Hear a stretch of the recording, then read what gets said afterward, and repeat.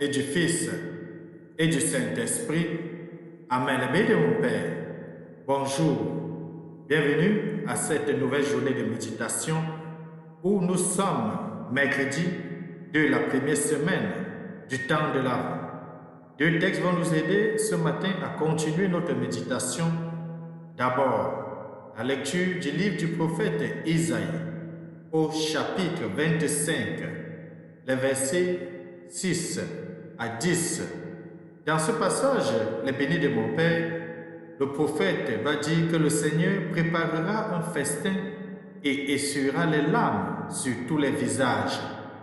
Oui, nous savons, le Seigneur qui est le roi de l'univers, lui qui est le maître de toutes choses, prépare pour ceux qui seront dans le royaume un temps de joie, un temps de bonheur, un temps d'amour.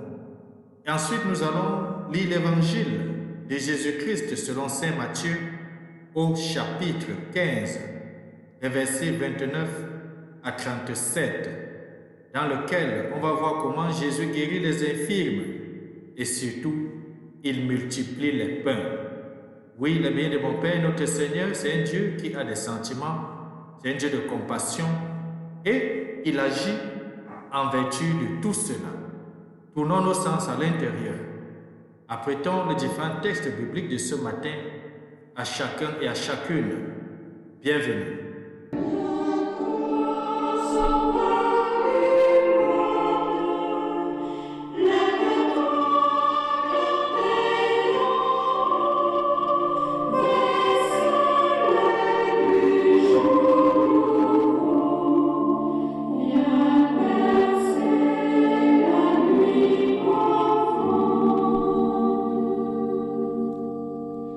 Tournons-nous à présent vers l'Éternel des armées, le bien de mon Père, et prions.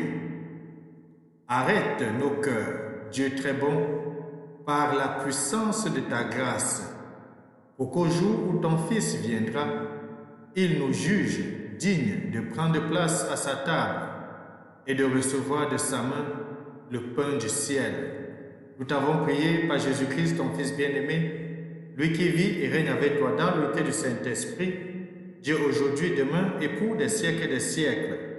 Amen. Le bien de mon Père, que chacun ouvre sa Bible au texte du prophète Isaïe au chapitre 25, de lire les versets 6 à 10.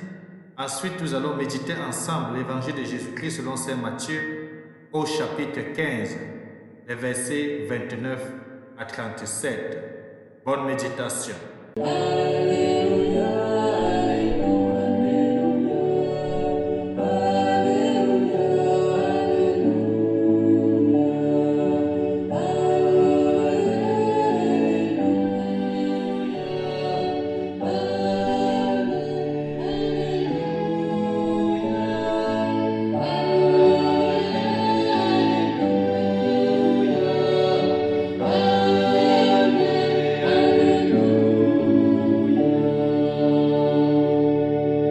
Évangile de Jésus-Christ selon saint Matthieu, au chapitre 15, les versets 29 à 37.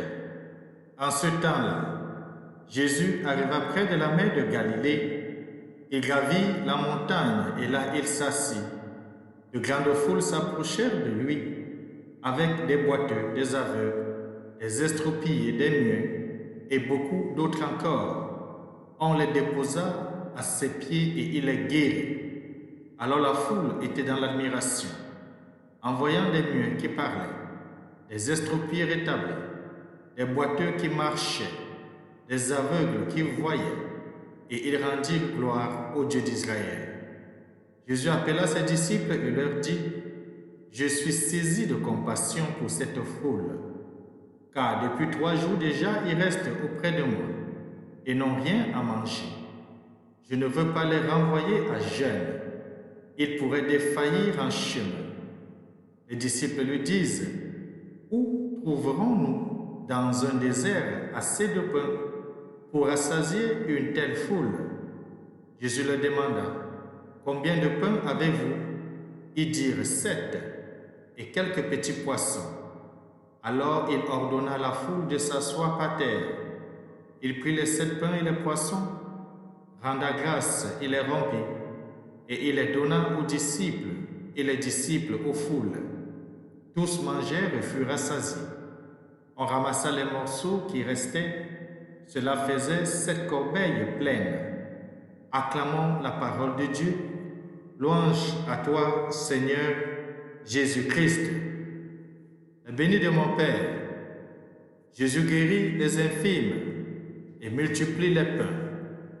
Nous savons le plus souvent dans la technique de méditation d'un texte biblique, on nous demande toujours de lire le texte, de voir les personnages qui sont dans le texte, d'essayer de voir ce que chaque personnage fait et parfois même de nous mettre à la place de chaque personnage pour mieux nous imprégner du texte. Eh bien, mon Père, dans ce texte, contemplons Jésus. Voyons Jésus au milieu de la foule. Il a pour chacun et chacune un regard de tendresse. Il a pour chacun et chacune un regard de compassion. D'ailleurs, il le dit à ses disciples. Il dit très bien que j'ai compassion à cette foule. C'est pour cela que je ne peux pas les laisser partir. Parce qu'ils peuvent, vu leur état, ne pas pouvoir arriver. Oui, le Christ est saisi de compassion pour chacun, pour chacune de ceux qui sont autour de lui. Il connaît le cœur de chacun. Il connaît ses richesses, ses blessures, ses faims, ses soifs. Les aveugles, les boiteux, les lépreux, les muets lui sont présentés. Et on voit dans l'Évangile qu'il est guéri. Et face à cette guérison, la foule rend gloire à Dieu. Eh bien, mon Père, nous aussi, chaque fois que nous allons dans une célébration eucharistique, lorsque nous sommes devant le Saint-Sacrement de l'autel pour l'adorer, Jésus connaît notre cœur. Il connaît nos blessures. Il connaît nos péripéties. Il connaît nos difficultés. Il connaît nos problèmes. Il connaît aussi ce que nous sommes. La Bible ne dit-elle pas que Dieu est le seul qui sonde les cœurs? La Bible ne dit-elle pas que Jésus-Christ est capable de lire notre cœur? Oui, c'est pour cela qu'il est bon, c'est pour cela qu'il est nécessaire, le bien de mon Père, de toujours nous exposer, de toujours nous mettre au pied du Saint-Sacrement de l'autel, pendant la célébration eucharistique, comme pendant le temps de l'adoration. Jésus va guérir chacun de nous si nous nous exposons à ses pieds, si nous nous abandonnons à ses pieds. Mais après avoir vu les miracles que Jésus a accomplis dans la vie des uns et des autres, en voyant la multiplication de pains qui se fait devant nous tous les jours lors de la célébration eucharistique, sommes-nous capables, bien de mon Père, comme la foule de l'Évangile, de rendre gloire à Dieu? Nous voyons Jésus saisi de compassion.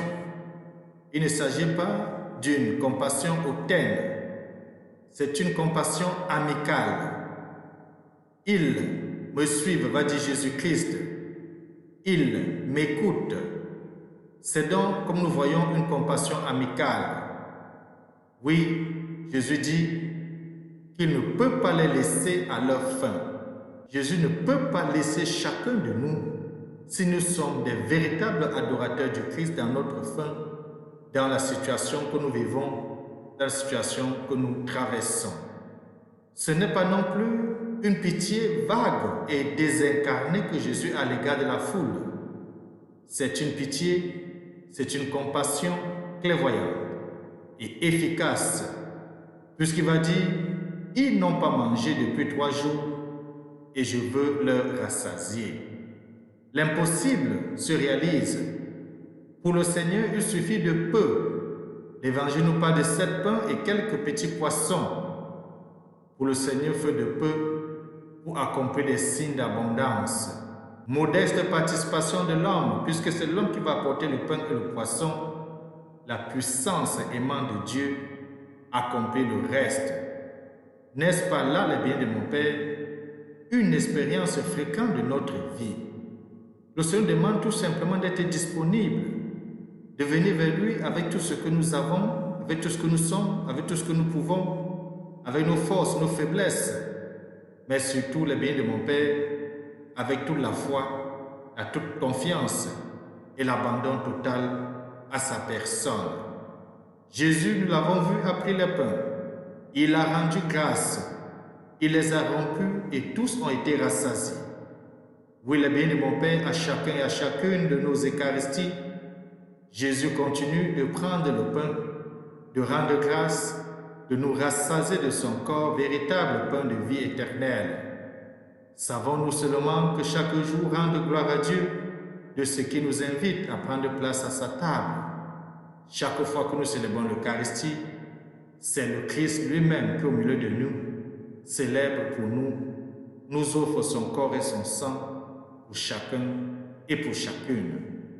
C'est le moment plus que jamais, le bien de mon Père, de prendre des résolutions fermes, surtout en ce temps où l'année tire vers sa fin, de ne pas manquer aux célébrations eucharistiques, d'être présent, d'être le nouveau Christ dans notre milieu de tous les jours. Et que Dieu Tout-Puissant, très aimant, nous bénisse et nous garde.